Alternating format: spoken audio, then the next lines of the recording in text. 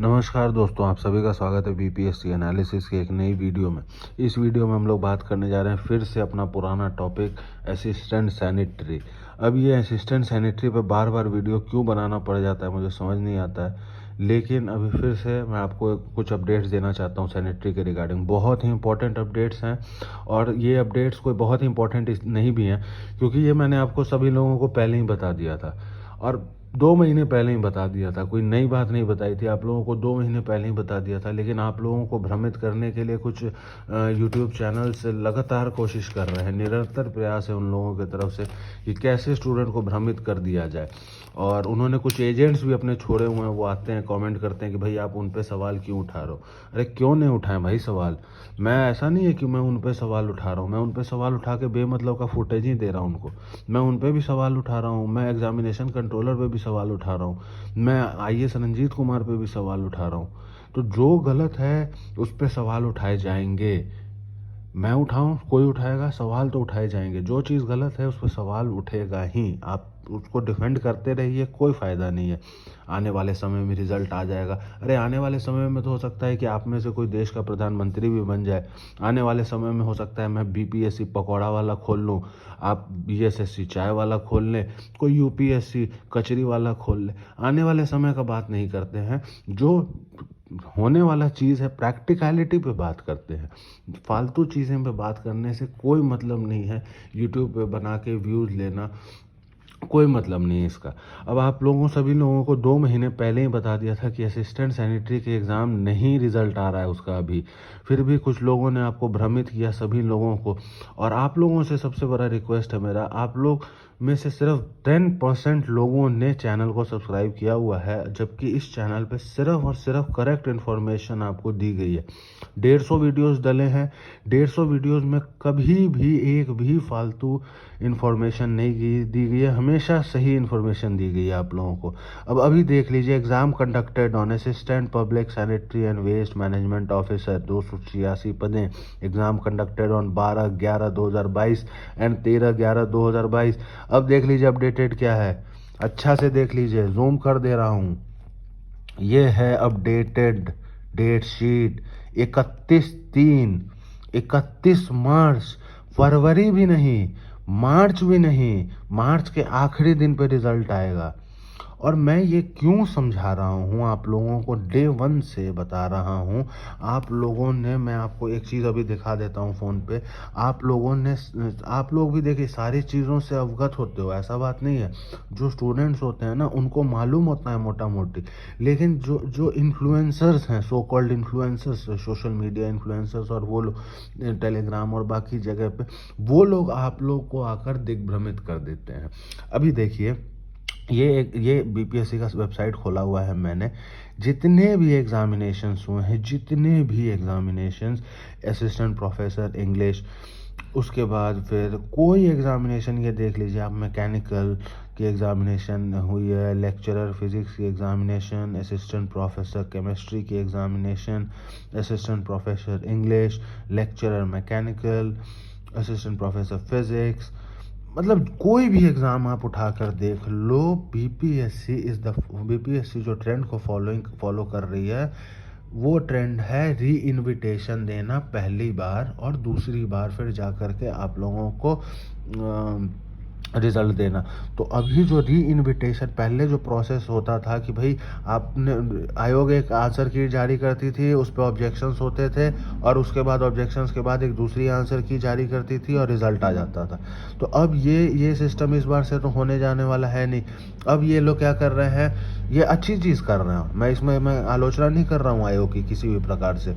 ये अच्छी चीज़ कर रहे हैं। अच्छी चीज़ इसलिए कर रहे हैं क्योंकि कोई भी सिलेक्शन गलत क्वेश्चन, गलत आंसर के बेसिस पे ना हो जाए, उसके लिए आयोग कर रही है।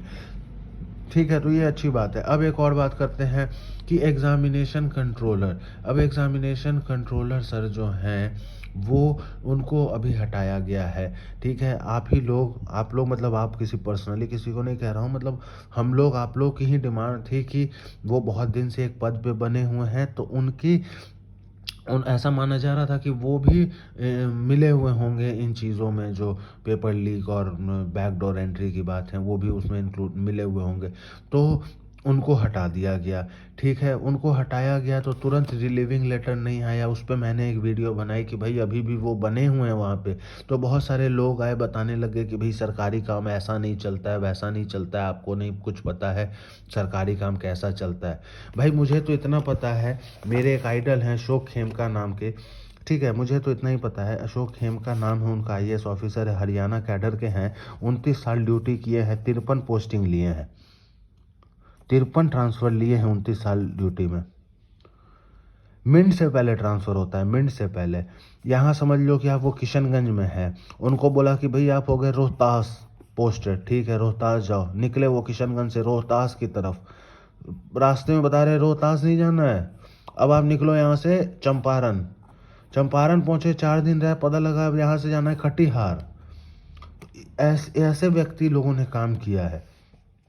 और ये जो है, मैं इन पे कुछ सवाल नहीं उठा रहा हूँ, ये जो है टिके हुए थे। तो बहुत लोग कह रहे थे कि भाई समय लगता है सरकारी काम में। भाई मुझे तो यही पता है कि जो व्यक्ति काम करता है उसका मिनट से पहले ट्रांसफ़र होता है। जो व्यक्ति आराम से रहता है उसका फिर तो सेटिंग है तो कोई दिक्कत नहीं है। खैर वो एक अलग मामला है। तो वो चेंज हो गए, ठीक है, अभी चेंज हो गए, वो नए सर आ गए, नए सर आए हैं। मैं अब देखिए नए सर जो आए हैं, मैं उनकी काबिलियत पे बिल्कुल भी सवाल नहीं उठा रहा हूँ। ना मेरी हैसियत है कि मैं उनके काबिलियत पे सवाल उठाऊँ। He is capable enough to conduct many examination and, और वो एक बहुत ही एक्सपीरियंस सिविल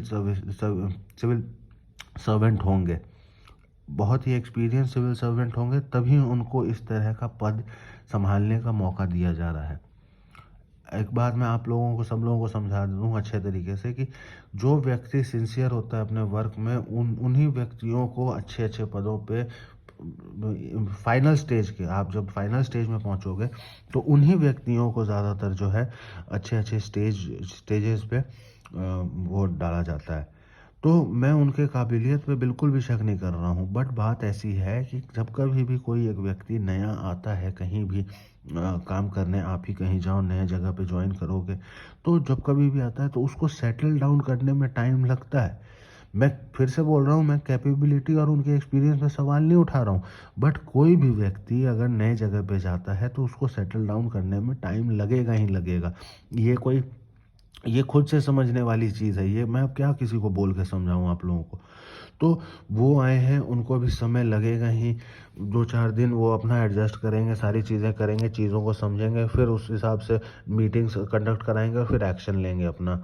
वो तो चलो उनका एक पर्सपेक्टिव हो गया। दूसरी चीज़ कि यहाँ पे एक और आंसर की आने वाली है। तो एक और आंसर की अगर आने वाली है तो स्वाभाविक सी बात है कि रिज़ल्ट में डिले होगा। अभी आपका मैंने उस दिन एक वीडियो में समझाया था आपको बहुत तरीके से कि यदि रिज़ल्ट अभी भी आ जाती है, री इन्विटेशन अगर 8 तारीख को, 6 जनवरी को मैंने बनाया था कि 8 जनवरी को भी री इन्विटेशन अगर आती है तो क्या होगा, हमारा रिज़ल्ट इतने 30 जनवरी तक लेटेस्ट आएगा। तो मैंने आपको बताया, शुरू से ही कह रहा हूँ कि मैं आपके रिज़ल्ट नहीं आएंगे। आप लोगों को भ्रमित किया जा रहा है, आप लोग पढ़ाई में अपने लगे हुए हो अच्छे तरीके से, फिर आपको कोई यूट्यूब पे वीडियो बनाकर कुछ एक वीडियो भेज देता है, आप लोग डिस्टर्ब हो जाते हो कि भाई रिज़ल्ट आ रहा है। कुछ लोग हैं वो हमारे उस पर भी कमेंट करने लग जाते हैं। मुझे देखिए आपके कमेंट से अभी बता रहा हूँ, कोई दिक्कत नहीं है। लेकिन क्या होता है, मैं वीडियो भी इसलिए बताता हूँ क्योंकि देखिए मैं इकलौता व्यक्ति हूँ जिसने कि, इकलौता नहीं होगा और भी लोगों ने किया होगा ऐसा, लेकिन मुझे जहाँ तक मालूम है कि मैंने ही सिर्फ अपना फ़ोन नंबर यूट्यूब पे जो है सार्वजनिक किया हुआ है।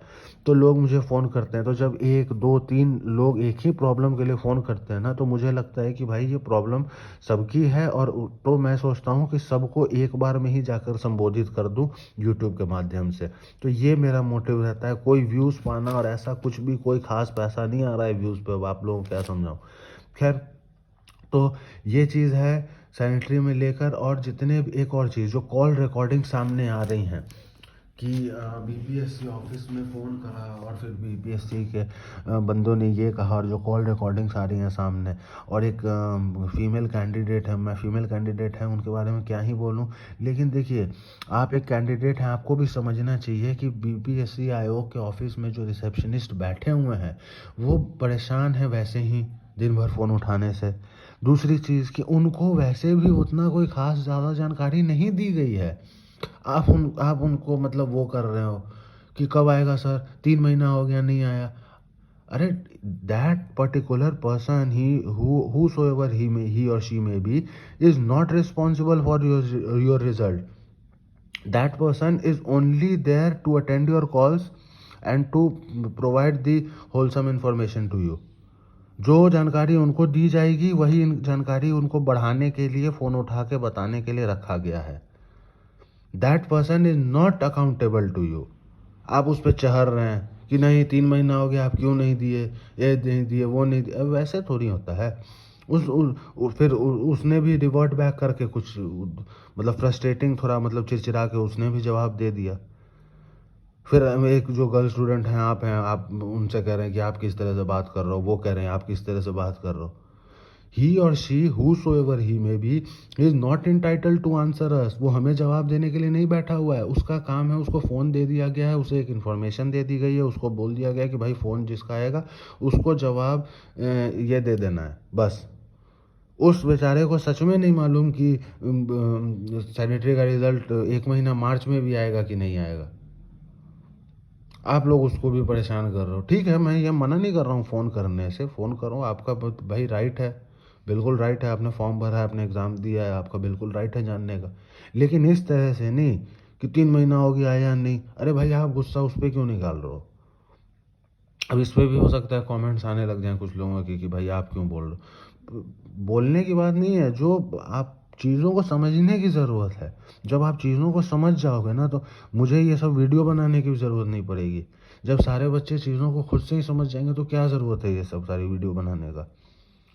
तो ये चीज़ है, इस चीज़ को आप लोग समझें। अब तो आप क्लियर हो गया, आप लोगों का बिल्कुल क्लियर हो गया कि सैनिटरी का रिज़ल्ट 31/3/2023 डेट दे दिया गया है। कैलेंडर में जा कर के देख लीजिए आप लोग, कैलेंडर में डेट दे दिया गया है, वहाँ पर आप लोग जा कर के देख लीजिए। नहीं तो मैं आपके सामने एक बार खोल देता हूँ। 19 जनवरी 11:28। रुकिए अपडेट कर देता हूँ। 19 जनवरी अभी का डेट, आज का डेट 11:28। जाता हूँ कैलेंडर पे जाता हूँ, डाउनलोड करता हूँ, इसे डाउनलोड करता हूँ, ओपन करता हूँ, ओपन करके जाता हूँ, जूम इन करके सीधे असिस्टेंट पब्लिक सैनिटरी एकदम याद हो गया मुझे तो कहाँ पे होता है, किस पेज में, एग्जैक्ट जगह याद है, 18वें सीरियल नंबर पे। ये देखिए 2022 का पहला एडवर्टीजमेंट था। और कितने खुश थे लोग, कितने खुश थे लोग कि एकदम तुरंत रिजल्ट हो जाएगा 2022 में ही ज्वाइनिंग आ जाएगा, 2022 में ही ज्वाइनिंग कर लेंगे और कटरीना कैफ से हमारी शादी भी हो जाएगी। मतलब क्या आप लोग आयोग को पहले इतने दिन से देख भी तो रहे हो, ये सब सारी चीज़ें भी तो समझो यार। अभी देखो एग्ज़ाम कंडक्टर ये 31 मार्च, ठीक है। तो अब बिल्कुल बेफिक्र हो जाइए, आपका जो पढ़ाई चल रहा है उसको करते रहिए। 68वीं की तिथि में अभी भी बदलाव नहीं है, ध्यान दीजिएगा। मुझे जहाँ तक लगता है कि आप लोग जितने विद्यार्थी हैं वो 68वीं भी एग्जामिनेशन दे ही रहोगे, तो 68वीं की तिथि में बदलाव नहीं है, 68वीं की तिथि में बदलाव नहीं है। हालांकि ये भी बता दूं 68वीं भी होता नज़र आ नहीं रहा है 12 तारीख को, 68वीं भी 12 तारीख को होता नज़र आ नहीं रहा है। आयोग की तरफ से कोशिश पूरी है, दबाव पूरा है कि 12 तारीख को जो है 68वीं CCE करवा लें। लेकिन मुझे नहीं लगता है कि आयोग 5 लाख फॉर्म 10 जनवरी तक 5 लाख फॉर्म भरवा के जो है 12 फरवरी को 1 महीना के अंदर में एग्ज़ाम लेने के लिए इतना केपेबल है। हाँ, कुछ लोग केपेबल होंगे ऑफ कोर्स, और वो चाहते भी होंगे एग्जामिनेशन कंडक्ट हो, लेकिन ये जो चीज़ें होती हैं ना ये ओवरनाइट नहीं बदलती हैं। जो सिस्टम होता है ना, सिस्टम का जो चेंजिंग होता है वो इट टेक्स टाइम। ऐसा नहीं है कि ओवरनाइट चीज़ें बदल जाएंगी और नए सर आ गए नए सिरे से काम हो जाएगा। और जो सिस्टम है वो सिस्टम सुधारने में समय लगता है। तो 68वीं CCE लोग बता तो रहे हैं 12 तारीख, लेकिन मुझे अभी भी लग नहीं रहा है कि ये 12 तारीख को कंडक्ट कराई जाएगी। तो आशा करते हैं ये वीडियो आपको पसंद आई होगी। इस वीडियो को लाइक करें, दोस्तों के साथ शेयर करें, और आपकी जो भी टीका टिप्पणियाँ राय मशवरे हैं उसको कमेंट बॉक्स में ज़रूर रखें। और आप सभी से आग्रह है, 2-3 बार कह चुका हूँ इस वीडियो में, फिर से कहता हूँ, आप सभी से आग्रह है कि ये चैनल पे आपको हमेशा से सिर्फ और सिर्फ जेन्युइन सिर्फ और सिर्फ जेन्युइन खबरें और जेन्युइन इन्फॉर्मेशन दी गई है। और अभी तक आप लोगों को 1 महीना में आपको आभास भी हो गया होगा कि जो इन्फॉर्मेशन आपको दी गई थी वो बिल्कुल जेन्युइन थी। तो इसी रिक्वेस्ट के साथ वीडियो ख़त्म करूंगा कि आप लोग चैनल को सब्सक्राइब ज़रूर करें, हमें आपके सपोर्ट की ज़रूरत है। तो प्लीज़ चैनल को सब्सक्राइब करें। मिलते हैं अगली वीडियो में, तब तक के लिए धन्यवाद, बाय बाय।